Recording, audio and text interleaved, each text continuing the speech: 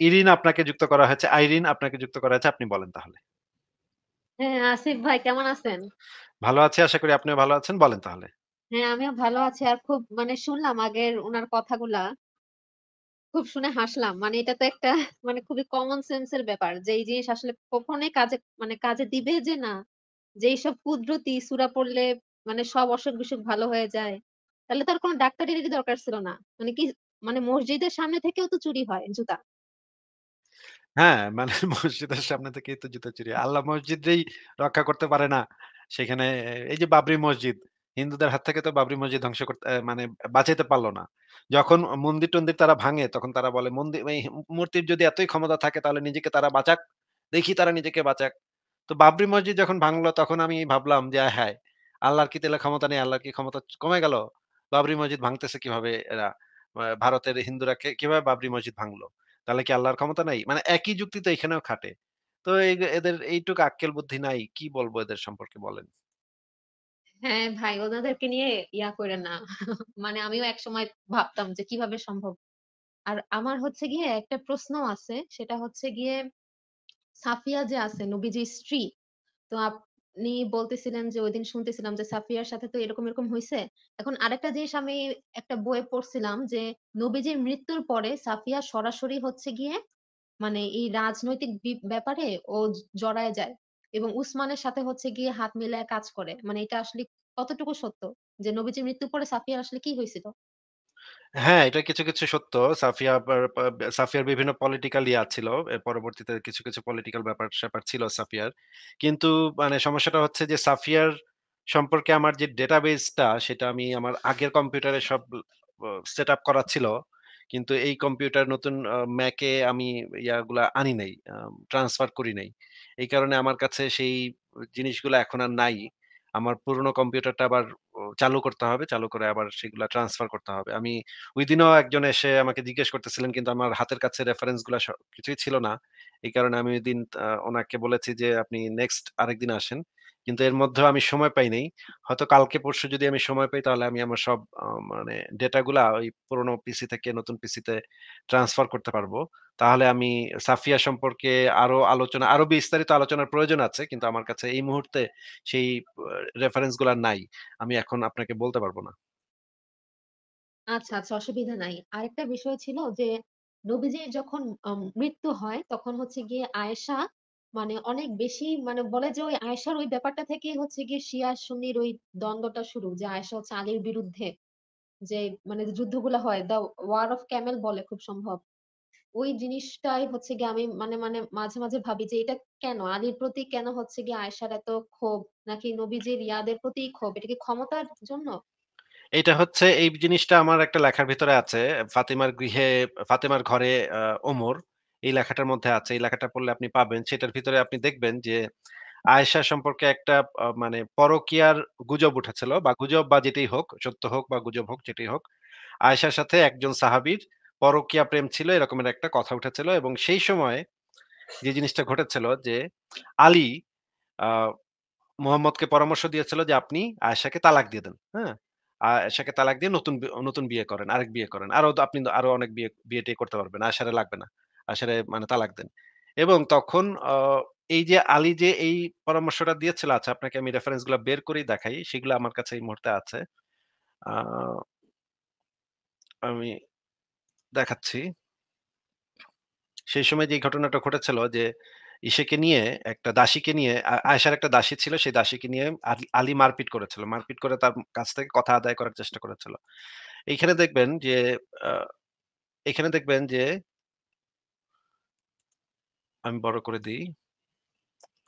আ এটা হচ্ছে সিরাতুন নবী ইবনে হিশাম ৩য় খণ্ড পৃষ্ঠা ৩০৯, ৩১০ এখানে দেখেন রাসূলুল্লাহ সাল্লাল্লাহু আলাইহি সাল্লামের জিজ্ঞাসাবাদ।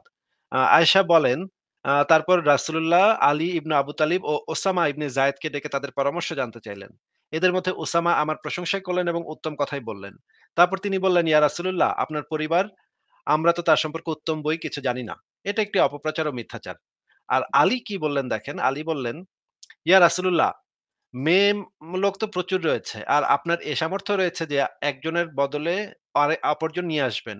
আর আপনি দাসীকে জিজ্ঞেস করুন সে আপনাকে সত্য সব বলে দিবে।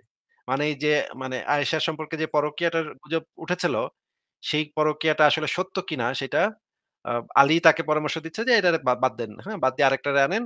আর এই দাসীরে জিজ্ঞেস করেন। দাসীরে জিজ্ঞেস করলে সব কথা বাইর হবে। তার পেটের কথা সব বাইর হবে।" তখন রাসূলুল্লাহ জিজ্ঞাসাবাদের উদ্দেশ্যে বারিরাকে ডাকলেন। বারিরা ছিল আয়েশার দাসী। হ্যাঁ? আয়েশা বলেন, আলী ইবনে আবু তালিব তার পাশে এসে দাঁড়ালেন। তারপর তিনি তাকে ভীষণ প্রহার করলেন এবং বললেন, "রাসূলুল্লাহ সাল্লাল্লাহু আলাইহি ওয়াসাল্লামকে সত্য, সত্য সব বলবি।" মানে আ আয়েশার যে দাসী সেই বারিরাকে আলী মারাত্মক মারপিট করল। মারাত্মক দিল, প্রহার করল এবং মারাত্মক প্রহার করার পরে তাকে বলল যে, "সত্য, সত্য সব বলতে।" সে বলল, সেই দাসীটা বলল, "আল্লাহর কসম উত্তম ছাড়া তার সম্পর্কে আর কিছুই আমি জানি না।" এই যে দেখেন এইখানে কিন্তু পরিষ্কার বোঝা যাচ্ছে যে আ মানে আলী ছিল তালাকের পক্ষে, তালাক দেওয়ার পক্ষে এবং এর পরবর্তীতে যে ঘটনাটা ঘটেছিল, এই একটা সহিহ বুখারীর একটা হাদিসও আছে, ইসলামিক ফাউন্ডেশন ৩৮৩৫ সেখানে দেখেন এ সময় ওহী নাযিল হতে বিলম্ব হলে রাসূলুল্লাহ সাল্লাল্লাহু আলাইহি ওয়াসাল্লাম তার স্ত্রীর বিচ্ছেদের বিষয়টি সম্পর্কে আলোচনা করার নিমিত্তে আলী ইবনে আবু তালিব এবং ওসামা ইবনু যায়েদকে ডেকে পাঠালেন। ও আয়েশা বলেন, ওসামা রাসূলুল্লাহ সাল্লাল্লাহু আলাইহি ওয়াসাল্লামের স্ত্রীদের পবিত্রতার প্রতি নবীজির ভালোবাসার কারণে বললেন, "হে রাসূলুল্লাহ, আপনার স্ত্রী সম্পর্কে ভালো কিছু ছাড়া অন্য কিছু জানি না।" আর আলী বললেন, "হিয়া রাসূলুল্লাহ, আল্লাহ আপনার জন্য সংকীর্ণতা রাখেননি। তাকে আয়েশা ব্যতীত আরো বহু মহিলা রয়েছে। তবে আপনি এ ব্যাপারে দাসী বারিরাকে জিজ্ঞাসা করুন। সে আপনার কাছে সত্য কথাই বলবে।" এইখানে দেখেন যে আ মানে এইখানে যে একটা ঘটনা ঘটেছিল, মানে আ মারাত্মক একটা ঘটনা ঘটেছিল এবং আলী যে তালাকের পক্ষে রায় দিয়েছিল, সেই জিনিসটা পরিষ্কারভাবে বোঝা যাচ্ছে।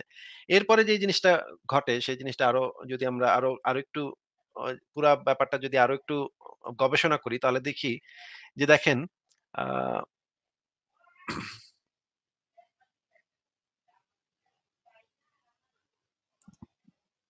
আ এরপরে হচ্ছে গিয়ে নবীর মৃত্যুর সময় যে ঘটনাটা ঘটেছিল, সেটা এখন আপনাকে একটু দেখাচ্ছি যে আচ্ছা, এটা নিয়েই তো সূরা নূর আ নাযিল হইছিল না? নূরের কিছু আয়াত নাজিল হয়েছিল। হ্যাঁ। আচ্ছা। দেখেন এখানে দেখেন এই হাদিসটাতে দেখেন আ বুখারী শরীফের ২৪৮৫ নম্বর হাদিস। এখানে বলা হচ্ছে যে আলী ইবনু আবু তালিব বললেন, "কিছুতেই আল্লাহ আপনার পথ সংকীর্ণ করেননি। তাকে ছাড়া আরো অনেক মহিলা আছে। আপনি না হয়" মানে তালাকের পক্ষেই আলী রায় দিল।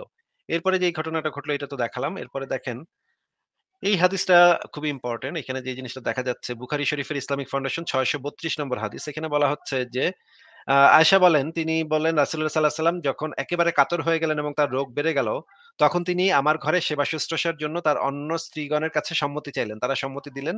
সে সময় দুজন লোক কাঁধে ভর দিয়ে সালাতের জন্য তিনি বের হলেন। তার দুপা মাটিতে হেঁচড়িয়ে যাচ্ছিল। তিনি ছিলেন আব্বাস এবং অপর এক সাহাবীর মাঝখানে। দেখেন আয়েশা এইটা বর্ণনা করতেছে। আয়েশা কিন্তু বলতেছে, আয়েশার হচ্ছে বর্ণনা আয়েশা বলতেছে ২ জন ২ কাঁধে করে মুহাম্মদকে নিয়ে যাচ্ছে হ্যাঁচড়াতে, হ্যাঁচড়াতে। একজন হচ্ছে ইবনে আব্বাস আর অপর এক সাহাবীর মাঝখানে। মানে আরেক সাহাবীর নাম কিন্তু উচ্চারণ করছে না। আ আ আ মানে আয়েশা। আয়েশা কিন্তু এই সাহাবীর নাম জানে। খুব ভালোভাবেই জানে। তাদের আলী, আত্মীয় আলী। হয়। হ্যাঁ। এই সাহাবীর নামটা কিন্তু উচ্চারণ করল না। আয়েশা যখন এই হাদিসটা বর্ণনা করছে, এই সাহাবীটার নাম উচ্চারণ না করে সে বলতেছে আরেক সাহাবীর মাঝখানে। বর্ণনাকারী উবায়দুল্লাহ বলেন, "আয়েশা এর বর্ণিত এই ঘটনা ইবনু আব্বাসের নিকট ব্যক্ত করি।" মানে উবায়দুল্লাহ আবার এই ঘটনাটা আয়েশা থেকে শুনে ইবনু আব্বাসকে গিয়ে বলতেছে যে, "এই যে আরেকজন আপনি ছিলেন আর আরেকজন সাহাবী ছিল। তিনি আমাকে জিজ্ঞেস করলেন, 'তুমি কি জানো তিনি কে ছিলেন? যার নাম আয়েশা বলেননি?' মানে এই যে একজন সাহাবীর যার নাম আয়েশা বলে নাই, সেই সাহাবীটাকে ইবনে আব্বাস জিজ্ঞেস করলেন, 'তুমি কি জানো সেই সাহাবীটা কে?' আমি বললাম, "না।" তিনি বললেন, "তিনি ছিলেন আলী ইবনে আবু তালিব।" মানে এই সাহাবীর নামটা আয়েশা ইচ্ছা করে বলে নাই। মানে আল আ ইবনে আব্বাস ছিলেন এবং অপর আরেকজন সাহাবীর কথা। মানে এমন তো না যে অপরিচিত কোন সাহাবী, তেমন তো না। তাহলে আয়েশা কেন বললেন যে অপর এক সাহাবীর মাঝখানে? এটা অপর এক সাহাবী, এই কথার মানে কি? আলী তো তাদের ঘনিষ্ঠ একেবারে, মানে পরিবারের সদস্য, তাই না? মানে সবচাইতে ঘনিষ্ঠ ব্যক্তি। তার নাম তো এইভাবে বলার কথা না আয়েশার। কিন্তু যখন এই কথাটা বলল ওবায়দুল্লাহকে আয়েশা, তখন ওবায়দুল্লাহ আবার গিয়ে ইবনু আব্বাসকে জিজ্ঞেস করছে যে, "ওই সাহাবীটা তাইলে কে ছিল?" তখন ইবনু আব্বাস বইলা দিছে যে, সে ছিল, যার কথাটা আয়েশা বলে নাই, তিনি ছিলেন আলী ইবনু আবু তালিব। মানে আলীর নামটা ঠিকভাবে উচ্চারণ করে নাই আয়েশা। এখান থেকে বোঝা যাচ্ছে যে আয়েশার সাথে এবং আলীর সাথে এক ধরনের দ্বন্দ্ব ছিল যেই কারণেই আয়েশা তার নাম উচ্চারণ করতেন না। এখানে দেখেন এবং আরো ব্যাপার হচ্ছে আলীর প্রতি কিন্তু ওমর এবং আবু বকর দুজনেরই হিংসা ছিল। আপনি যদি আল বিদায়া ওয়ান নিহায়া পড়েন সেখানে দেখেন সেখানে আপনি দেখবেন এই জিনিসগুলা। ছোট, ছোট অনেক বিষয়গুলো আছে। খেপে গেছিল। এটা একটা বিরাট বর্ণনা। এত বড় বর্ণনাতে গেলাম না। এইখানে দেখেন, এইখানে আপনি দেখতে পাবেন যে একটা মানে বিরক্তি ছিল। তাদের ভিতরে একটা ইয়া ছিল। এখন আরেকটা বিষয় হচ্ছে শেষ সময়ে আ একটা ঘটনা ঘটেছিল যে দেখেন এই হাদিসটা দেখেন। একদম মুহাম্মদের মৃত্যুর সময়ে যে ঘটনাটা ঘটেছে, সহিহ মুসলিম ইসলামিক ফাউন্ডেশন ৫৫৭৩ নম্বর হাদিস। মুখে জোর করে ওষুধ ঢেলে দেয়া অপছন্দনীয়। মোহাম্মদ ইবনে হাতিম আয়েশা থেকে বর্ণিত। তিনি বলেন, "আমরা রাসূলুল্লাহ সাল্লাল্লাহু আলাইহি ওয়াসাল্লামের অসুস্থতা কালে তার মুখে ঔষধ ঢেলে দিলাম। তিনি তখন ইশারা করলেন যে, আমার মুখে ওষুধ ঢেলো না।" মানে আয়েশা একটা ওষুধ সেটা মোহাম্মদের মুখে জোর করে মৃত্যুর অবস্থায় মানে একদম মানে যখন অসুস্থ সেই সময়ে মোহাম্মদের মুখে একটা ওষুধ ঢেলে দিছিল। মোহাম্মদ সেটা খেতে চাচ্ছিল না। আমরা বললাম এটা ওষুধের প্রতি রোগীর বিতৃষ্ণার প্রকাশ। তবে পরে যখন তিনি চেতনা ফিরে পেলেন তখন বললেন, "তোমাদের প্রত্যেকের মুখে ওষুধ ঢেলে দেয়া হবে। তবে আব্বাস ব্যতীত। কারণ তিনি তোমাদের শরীক ছিলেন না।" মানে মোহাম্মদ এত ক্ষেপে গেছে ওঠার পরে মানে শক্তি আসার পরে মোহাম্মদ এত চেতনা ফিরে পাওয়ার পরে মোহাম্মদ এত এই ওষুধটা খাওয়ার পরেই বোঝা যাচ্ছে যে এই ওষুধটা খাওয়ার পরেই মোহাম্মদ বেহুশ হয়ে গেছিল। আ এই ওষুধটা খেয়ে মোহাম্মদ বেহুশ হয়ে গেছে। বেহুশ হয়ে যাওয়ার পরে আবার যখন চেতনা ফিরে আসছে, তখন মোহাম্মদ বলছে, "তোমাদের প্রত্যেকের মুখে এই ওষুধটা ঢেলে দেওয়া হবে।" এখন এই হাদিসটার বুখারী শরীফের যে ভার্সনটা ৪৪৫৮ নম্বর হাদিস, এখানে দেখেন, এখানে একটা জিনিস ইসলামের একটা একটা বিধান বর্ণনা করা আছে। নবী সাল্লাল্লাহু আলাইহি সাল্লামের সুস্থ ও অসুস্থ সর্বাবস্থায় তার নির্দেশ পালনের অপরিহার্যতা সমভাবে প্রযোজ্য। মানে সে মোহাম্মদ সুস্থ থাকুক কি অসুস্থ থাকুক, সে যেইটা নির্দেশ দিবে সেটা অক্ষরে, অক্ষরে পালন করা প্রত্যেক মুমিনের জন্য ফরজ।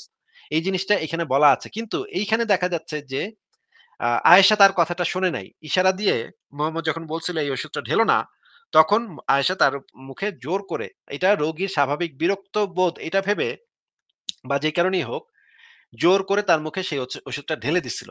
এখন এই ওষুধটা কি ওষুধ? সেটা তো আমরা এখন বলতে পারতেছি না যে আয়েশা তাকে কি খাওয়াইছিল। আয়েশা গিয়ে তাকে পরে শেষমেশ বিষ খাওয়াইল নাকি আবার যেটা মোহাম্মদ খুবই বিরক্ত ছিল, খুবই মানে হয়ে গেছিল। এই ওষুধটা খাইতে চায়নি এবং খাওয়ার পরেই সে বেহুশ হয়ে গেছিল। এই ওষুধটা কি ওষুধ ছিল সেটা তো এখন আমরা আর বলতে পারতেছি না। কিন্তু এইখান থেকে একটা সন্দেহ চলে আসে যে শেষ মুহূর্তে হয়তো মোহাম্মদকে আয়েশা এবং হাফসা এই ২ জন মিলে তাকে বিষ খাওয়াইছে। অন্য কোনো বিষ খাওয়াইছে বা সেই বিষটাই খাওয়াইছে যেই বিষটা সে খাইবারের ওইখানে খেয়েছিল। এটাও হতে পারে। কারণ হচ্ছে গিয়ে এটা তো ইসলামের বিধান যে সুস্থ, অসুস্থ যেকোনো অবস্থাতে মুহাম্মদের নির্দেশ অবশ্য পালনীয়। এই নির্দেশটা আয়েশা পালন করেনি। এরপরে আপনি যেটা বললেন যে জঙ্গে জামালের যুদ্ধ হ্যাঁ, জঙ্গে জামালের যুদ্ধে আলীর বিরুদ্ধে যুদ্ধ হয়েছিল। এই মানে আলীর প্রতি যে বিতৃষ্ণা আয়েশার সেটা অনেক আগে থেকেই ছিল। হ্যাঁ, এবার আপনি বলেন। হ্যাঁ, এখানে মানে এটা তো শিয়ারা অনেক বলে যে আয়েশা এবং হাফসা ওরাই হচ্ছে গিয়ে নবীজিকে বিষ খাওয়াইছে। ওই বিষ খাওয়ানোর কারণে নবীজি হচ্ছে গিয়ে মারা যান। এটা কিন্তু শিয়ারা দাবি করে একদম ঢালাওভাবে। হ্যাঁ, এবং মানে শিয়ারা কিন্তু এই আবু বকর এবং ওমর এই ২ জনকে কিন্তু একদমই পছন্দ করে না। আরো অনেক ঘটনা আছে। আ আবু বকর ওমর কিন্তু মুহাম্মদকে বেশ একবার আ যুদ্ধক্ষেত্রে ফেলে পালায় গেছিল। হুম? মানে মুহাম্মদকে এটা রেখে দৌড় শুনছিলাম। দিছিল। হুম, ঠিক আছে? এগুলা আমরা অনেকবার আলোচনা করেছি, অনেক গুলা দেখিয়েছি। আম বারবার দেখিয়েছি, অনেকবারই দেখানো হয়েছে। আপনি যদি আরো বিস্তারিত পড়তে চান তাহলে সংশয়.com এর লেখাগুলা পড়তে পারেন। বিশেষ করে ফাতেমার ঘরে ওমর এই লেখাটার ভিতরে অনেকগুলা রেফারেন্স আছে। সেগুলা পড়ে দেখতে পারেন। সেখান থেকে আপনি আরো অনেক বিস্তারিত জানতে পারবেন। আচ্ছা, আচ্ছা ঠিক আছে। আপনাকে অনেক, অনেক ধন্যবাদ।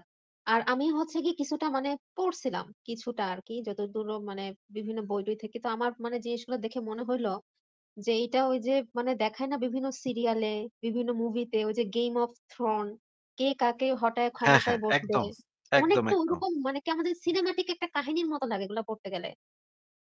পুরাই একদম। যে কে কাকে মেরে ফেলতেছে, কে কাকে বিয়ে করতেছে, কে কার সাথে কি করতেছে এগুলোর কোনো ঠিক ঠিকানা নাই। চাচা বিয়ে করতেছে ভাতিজিরে। তারপরে বুড়া বিয়ে করতেছে বাচ্চারে। কি কোত্থেকে কি আসতেছে, কে কারে মারতেছে। আ আবু বকরের ছেলে মারতেছে ওসমানকে, আবার অ অ মা ইসেকে ওমরকে মারতেছে একজন মানে দাস, ক্রীতদাস এসে মাইরা যাচ্ছে ওমরকে। কোত্থেকে কি হচ্ছে কিছুই মানে আগামাথা পাওয়া যায় না। একদম মনে হয় প্রাসাদ ষড়যন্ত্র, পুরাটাই হচ্ছে প্রাসাদ ষড়যন্ত্র। হ্যাঁ, হ্যাঁ, মানে এখান থেকে আমার একটা মানে আপনাকেও একটা ধন্যবাদ দিব। আরেকটা কথা বলতে চাই। সেটা হচ্ছে গিয়ে তাহলে এই যে মুসলমানরা যে পড়ে নাই বইগুলা, ওরা যদি একটু মানে পড়তো না তাহলেই হয়তোবা বুঝতে পারত। যেটা তো আসলে একটা গল্পের মতো শোনা যায়। গল্প, উপন্যাস, কাহিনীর মতো শোনা যায়। এটা তো কোন ধর্মগ্রন্থের মতো মনে হয় না এটা পড়ে। হুম। ঠিক আছে আইরিন আপু, তাহলে আপনি কি আর কোনো পয়েন্ট আছে আপনার? না, না আর কোন পয়েন্ট নেই। আপনাকে অনেক ধন্যবাদ। ঠিক আছে, তাহলে বিদায় জানাচ্ছি আপনাকে। ভালো থাকেন। শুভরাত্রি। আচ্ছা। আল্লাহর আইন বাস্তবায়নে আপনাকে যুক্ত করা হয়েছে, বলেন আপনি। হ্যাঁ, আসিফ ভাই কেমন আছেন? ভালো আছি, আশা করি আপনিও ভালো। বলেন তাহলে। আচ্ছা, আমি ওইদিন আপনাকে মানে একটা চ্যালেঞ্জের কথা বলছিলাম আর কি, পরে ১,০০০ টাকা এই জন্য আপনি আমাকে নিয়ে মজা করলেন। হ্যাঁ, ৳১,০০০ র চ্যালেঞ্জ ভাই, এখানে তো আমি যে জার্মানিতে থাকি, আমি ২ বার পেশাব করলেও ৳১,০০০ চলে যায়। ৳১,০০০ চ্যালেঞ্জে আমার কি হবে? ১০,০০,০০০ ৳২০,০০,০০০ চ্যালেঞ্জ করেন তাইলে আমি রাজি আছি। কমপক্ষে। আপনার কি এই সাহস নাই? বেশি টাকার চ্যালেঞ্জ করার সাহস নাই? নাকি টাকা নাই? আচ্ছা, ১,০০,০০০, ১,০০,০০০। ১,০০,০০০ তো খুবই কম টাকা। ১,০০,০০০ তো মানে আমার বাসা ভাড়াই ৳১,৫০,০০০। আমি যে বাসায় থাকি সেই বাসা ভাড়াই ৳১,৫০,০০০। ৳১,০০,০০০ দিয়ে আমি কি করব? এটা আমার কোন কাজে লাগবে না। আপনি ১০,০০,০০০, কমপক্ষে ৳১০,০০,০০০ চ্যালেঞ্জ করেন তাইলে আমি রাজি আছি। করবেন? আচ্ছা ঠিক আছে, তাহলে ১০,০০,০০০ আমি আমার বাসার পিছনে আয়াতুল কুরসি পইড়া ফু দিয়া রাইখা দিব। দেখবেন সকালবেলা চুরি হয় নাকি। না, না, ব্যাংক অ্যাকাউন্টে রাখবেন। আমি এখান থেকে সরাসরি চুরি করে নিয়ে আসবো। ব্যাংক অ্যাকাউন্টে রাখবেন পাসওয়ার্ডটা এবং আইডি, পাসওয়ার্ড এবং ওটিপি নাম্বারটা একটা মানে মেসেজে একটা দেখবেন মেসেজ আসবে। সেই মেসেজটা আমাকে দিয়ে দিবেন। তা দেখেন আমি চুরি করতে পারি কিনা। হুম? ভাই, কোনো মাইয়া যদি ল্যাংটা হইয়া কোনো পুরুষের কাছে যায়, সে কি ধর্ষিত হবে না আপনার মনে হয়? আল্লাহ পাক যদি চায় তাইলে তো ধর্ষিত হবে না। আল্লাহ পাক যদি মানে নিরাপত্তা দেয়, আল্লাহ পাকের উপরে আপনার বিশ্বাস নেই ভাই? আল্লাহ পাক কি আপনার কি আল্লাহ পাকের উপরে অবিশ্বাস আছে? আপনি না মুমিন বান্দা? একটু আগে আগের লাইভে না বললেন আপনি একজন মুমিন বান্দা। তাহলে আল্লাহ পাকের মানে ক্ষমতার উপরে আপনি সন্দেহ করতেছেন? আয়াতুল কুরসির উপরে সন্দেহ করতেছেন, আল্লাহর কালামের উপরে সন্দেহ করতেছেন। আপনি তো নাস্তিক, মানে পৌনে নাস্তিক তো আপনি হয়ে গেছেন অলরেডি। আচ্ছা, হাদিসে তো ব্যাংকের কথা বলা নাই। যেকোনো জায়গায় আপনি ব্যাংকের সামনে গিয়ে মনে করেন ব্যাংকে টাকাটা জমা রাখলেন, হ্যাঁ? তো ব্যাংকে ওই ভবনে, ওই ব্যাংক ভবনটাতে আপনি সন্ধ্যার সময় গিয়ে আয়াতুল কুরসি পড়ে ফু দিবেন। তো সারারাত তো আর এখানে চুরিধারি হবে না। তো আমি তো রাতের বেলায় কাজ সেরে ফেলবো। হুম? ওই ভবনে আপনি ইয়াটা শোনেন নাই? বক্তব্যটা শোনেন নাই? ওই কি বক্তব্যে বলা হয়েছে ওই ভবনে। ওই ভবনে আপনি কি আরেকবার বক্তব্যটা শুনতে চাচ্ছেন? না, গত লাইভে না বললাম আমার ব্যাংক অ্যাকাউন্ট নাই। তো ব্যাংক অ্যাকাউন্ট খুলবেন, ৳১০,০০,০০০ জমা রাখবেন, অসুবিধা কি? ব্যাংক অ্যাকাউন্ট খুলতে কয় মিনিট লাগে? ১৫ মিনিট লাগে। তাহলে আপনার এই পাসওয়ার্ড দিমু, নাম্বারও দিমু, কিন্তু ওটিপি দিমু না, ঠিক আছে? ওটিপি না দিলে কেমনে হবে? ওটিপি তো দিতে হবে। আপনি তো মানে ইয়াই আছেন, মানে আপনার তো কোনো সমস্যা হবে না। এটা নিয়ে তো আপনি নিশ্চিত। কোনো কেউ চুরি করতে পারবে না, এটা তো আপনি নিশ্চিত। তাইলে এত তেনাবাজি করতেছেন কেন? না, না, হাদিসে তো ব্যাংকের কথা বলা নাই। ব্যাংকের কথা ভবনের কথা বলা আছে। ওই যে ভবন, ব্যাংকের যে ভবনটা। আচ্ছা আবার শোনেন। আয়াতুল কুরসি সম্পর্কে রাসূল করিম সাল্লাল্লাহু আলাইহি সাল্লাম থেকে একাধিক হাদিস বর্ণিত রয়েছে এর ফজিলত এবং মর্যাদা প্রসঙ্গে। তার একটি মর্যাদার বিষয় এও যে যেই বাসায়, যে ভবনে বা যে বাড়িতে বা যে জায়গায় বসে আয়াতুল কুরসি রাতের বেলায় তেলাওয়াত করা হয়, সেখানে আল্লাহ রাব্বুল আলামিন চুরি দাড়ি এগুলো থেকে তাদেরকে হেফাজত রাখেন। অতএব আয়াতুল কুরসির এটি একটি ফজিলত বিশুদ্ধভাবে প্রমাণিত যে সেখানে আয়াতুল কুরসি পাঠ করলে আর চুরি হবে না ওই রাতে। চোরের যে ভাই শুনছেন কি বলল? আল্লাহর আইন বাস্তবায়নে ভাই আপনি কি শুনতে পেয়েছেন কি বলল? আহ এটা এখন আনমিউট হ্যাঁ, করতে হবে। শুনলাম তো। তো কি বলল বলেন? আপনি বলেন। ওই ভবন বলে নাই? হ্যাঁ, বলছে। তাহলে ওই ভবনে গিয়ে আপনি সন্ধ্যার সময় আয়াতুল কুরসি পড়ে ফু দিবেন না, তো মানে সেফ, পুরা সেফ হয়ে যাবে। কেউ চুরি চাইলেও চুরি করতে পারবে না। সারা দুনিয়ার সবচেয়ে বড় চোর আসলেও চুরি করতে পারবে না। আয়াতুল কুরসির তো এতই ক্ষমতা। তো আপনার কি ভাই বিশ্বাস নাই আয়াতুল কুরসির উপরে? অবশ্যই আছে। তাইলে টাকা রাইখা আমাকে পাসওয়ার্ড এবং আইডি, পাসওয়ার্ড এবং ওই যে মোবাইলে যে মেসেজটা আসবে যে নাম্বারটা সেটা রাত্রে দিয়ে দিবেন এবং নিশ্চিন্তে থাকবেন। আমার বাপেও চুরি করতে আচ্ছা পারবে না। উঠান, পাসওয়ার্ড আর নাম্বার উঠান। এটা আপনি আগে টাকা জমা দেন। আপনি টাকা তো আপনার তো ব্যাংক অ্যাকাউন্টই নাই। এখন টাকা ভাই আমার ব্যাংকে যে টাকা আছে আপনার মতো মহিউদ্দিন 10টা কেনা যাবো। আপনি তো ভাই চুনাহাগা মাদ্রাসাতে পড়ালেখা করেন। ওই যে মানে রাস্তায়, রাস্তায় ভিক্ষা করেন। আপনি জানেন আমি মাদ্রাসায় পড়ি। কোরবানির কোরবানির ঈদের সময় মানুষের এই যে চামড়া ভিক্ষা করেন, হ্যাঁ? গিয়া, গিয়া আল্লাহ, আল্লাহ গো! আল্লাহর নামে দুর্গা ভিক্ষা দেন। আমাকে চামড়াটা দেন, গরুর আপনি চামড়া দেন। শাহবাগে যে জায়গায় আড্ডা দিতেন না ওই জায়গার বস আমি। ওই জায়গায় কি চা বিক্রি করেন? ওই জায়গায় জিজ্ঞেস করেন আমার নামটা নিয়েন তাইলেই বুঝবেন।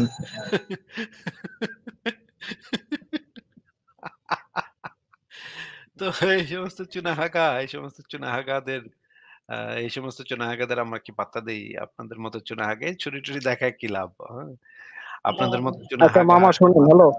মাদ্রাসা ছাপ চুনাহাগা এই যে মামা বলছে না? এখন তো লাথি মেরে বের করে দেব। এই যে চুনাহাগা, মাদ্রাসা ছাপ রাস্তায়, রাস্তায় ঘুরেন আর মাদ্রাসার জন্য ভিক্ষা চান। আপনাদের একটা মসজিদ করা লাগবে, মাদ্রাসা করা লাগবে। আল্লাহ কে নাম পে দে দে, আল্লাহ হ্যালো কে নাম মামা পে দে শুনেন। দে, আল্লাহ কে নাম পে দে দে এগুলা বলতে থাকেন আপনারা। আপনারা তো সেই সমস্ত চুনাহাগা। হুম? মাদ্রাসা থেকে মাদ্রাসা ছাপ চুনাহাগা। আপনাদের বাসায় হয়তো মানে অভাব। এটা আমাদের খারাপ লাগে। এটা শুনতে খারাপ লাগে যে আপনাদের বাসায় অনেক অভাব। আপনারা খাইতে পান না ঠিকমতো। তো এই যে এই সমস্ত ভিক্ষা-টিক্ষা কইরা মানুষের কাছ থেকে চামড়া ভিক্ষা করেন, এই যে কোরবানির সময় চামড়া ভিক্ষা করেন। তারপরে মানে এই রাস্তায়, রাস্তায় গিয়ে চাঁদা তুলেন। রমজানের সময় রাত্রে বেলা এখানে গিয়া না চিল্লান, "এই রমজান এসেছে ওঠো, ওঠো।" এটা বইলা তখন মাস শেষে মানে ৳১০০ দেয় সেটা দিয়ে আপনাদের চলে। এইগুলা তো আপনাদের কাজ কারবার তো এইগুলা। এখন আপনার এবং একটু আগে আপনি বলছেন আপনার ব্যাংক অ্যাকাউন্টও নাই। হ্যাঁ, আপনার ৳১,০০০ বাজি ধরতে আসছেন আপনি। হ্যাঁ, এই তো ছোট লোক। একদম মানে ছোট লোক। কোন মানে একদম ছোট লোক টাইপের। মানে ফকিন্নি ছোট লোক। এখন এইগুলার সাথে তো বাজি ধরারও টাইম নেই। এখন আপনি যদি চান তাইলে আপনি ব্যাংকে অ্যাকাউন্ট খুলেন, ৳১০,০০,০০০ রাখেন। তারপর আমাকে একটা দেন। ব্যাংকে যে আপনি টাকাটা রাখছেন সেটার একটা রিসিট দেন। যে ব্যাংক স্টেটমেন্ট যে দেয় সেই ব্যাংক স্টেটমেন্টটা আমাকে ইমেইল করে পাঠায় দেন। তারপরে আপনি আসবেন। আমরা একদিন রাতের বেলা লাইভ করতে, করতে আমি সব গাপিস করে দিব টাকা। দেখি আয়াতুল কুরসির বাপে, আল্লাহর বাপে ঠেকাইতে পারে নাকি আমারে। এই যে চুরি-টুরি দেখায়া যান আপনারা আমার লাইভে এসে কেন? মানে এগুলা করে লাভ কি? চুরি দেখলে আমি ভয় পাবো? আপনার মনে হয় যে আসিফ মহিউদ্দিন এই সমস্ত তাও আবার কি? এটা তো মানে আম কাটার ছুরি। এই ছুরিতে আমারে কিছু হবে? আমারে চাপাতি কোপায় গেল। ৯ বার চাপাতি দিয়ে কোপ মারছে। আমারে কিছু করতে পারল না। তো আমার ট্যাংক লাগবে। আমারে মারতে হইলে ক্ষেপণাস্ত্র লাগবে। হ্যাঁ? এই সমস্ত টুটা-ফুটা আম কাটার ছুরি দিয়া, কলা কাটার ছুরি দিয়া, লেবু কাটার ছুরি দিয়া কামাবে আমারে। এই মুমিন বান্দাগুলো মনে করে এই কলা কাটার ছুরি দিয়ে আমারে সে বাধা খাবে। হ্যাঁ? আমারে চাপাতি দিয়ে ৯ বার কোপায় গেছে। জেলে নিছে কয়বার। পুরা দেশ কাঁইপা উঠছে। পুরা দেশ কাঁপায় দিছি। এই আসছে হচ্ছে গিয়ে আমারে আম কাটার ছুরি নিয়ে আমার সাথে টালটি-বাল্টি করতে। চিন্তা করছেন কত বড় বেকুব এগুলা, কত বড় আহাম্মক এগুলা। ঠিক আছে পরে